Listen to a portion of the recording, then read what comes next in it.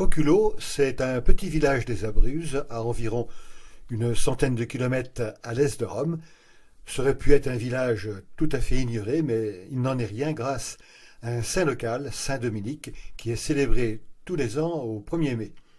Ce Saint Dominique est censé protéger des maux de dents, de toute morsure, et on comprend alors mieux pourquoi la population s'intéresse tant aux serpents. Et voici David, accompagné de son fils Ricardo et de leur chien, il ne faut surtout pas oublier ce dernier, qui se lancent tous les trois à la recherche des reptiles.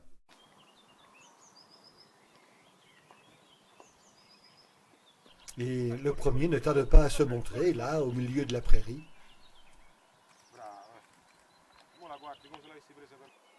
Et un second, pas beaucoup plus loin, qui lui aussi n'aura pas eu le temps de se sauver.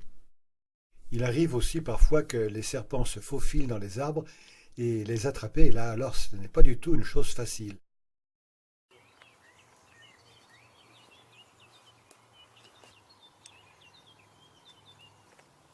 Aujourd'hui, la récolte n'aura pas été trop mauvaise et voilà David qui revient les mains bien garnies.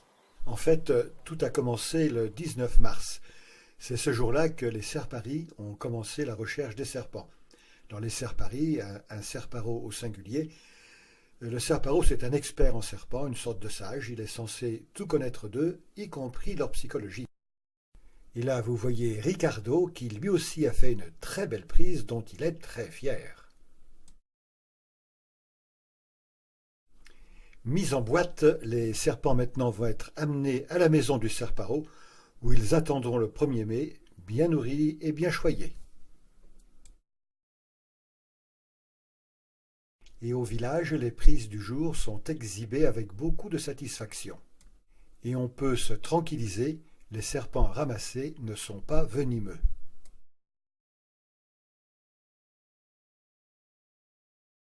Il ne reste plus maintenant qu'à attendre le grand jour du 1er mai.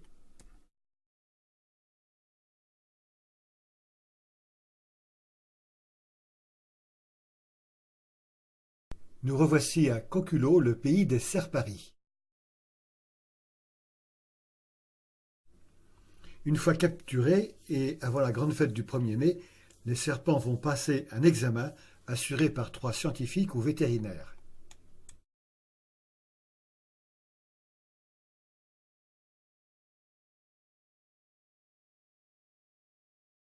On rencontre plusieurs espèces dans cette région du sud de l'Italie, et en voici 4, dont certaines sont venimeuses.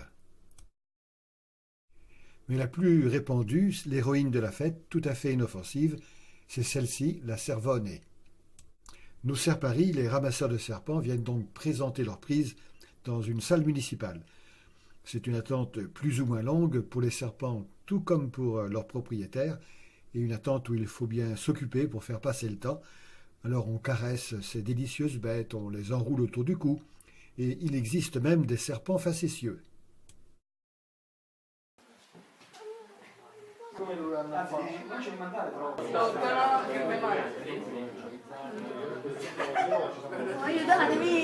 David, que l'on avait suivi dans la phase de capture, est ici avec ses prises.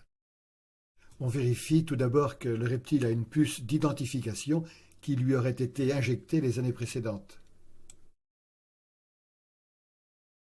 Ensuite, on procède à un examen général pour déterminer l'état de santé, puis les observations seront notées sur une fiche de suivi.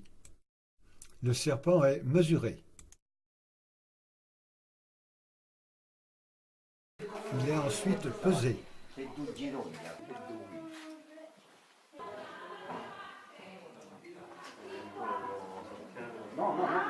Il est photographié comme pour une carte d'identité.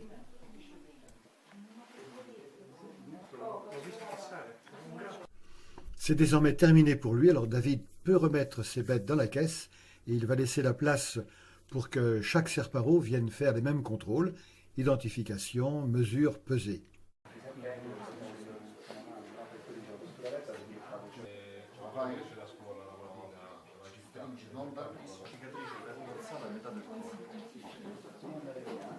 Si le serpent a été capturé pour la première fois, alors une puce électronique de reconnaissance va lui être injectée.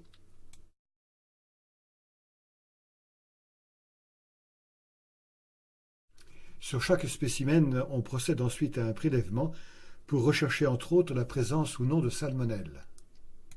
Tous ces contrôles et mesures doivent permettre une meilleure connaissance de l'espèce. On ignore par exemple quelle est la durée de vie moyenne d'un serpent dans la nature. Mais pendant ce temps-là, que se passe-t-il donc ailleurs? Eh bien, la fête se prépare partout dans le village. La fanfare sillonne les hameaux et toutes les ruelles.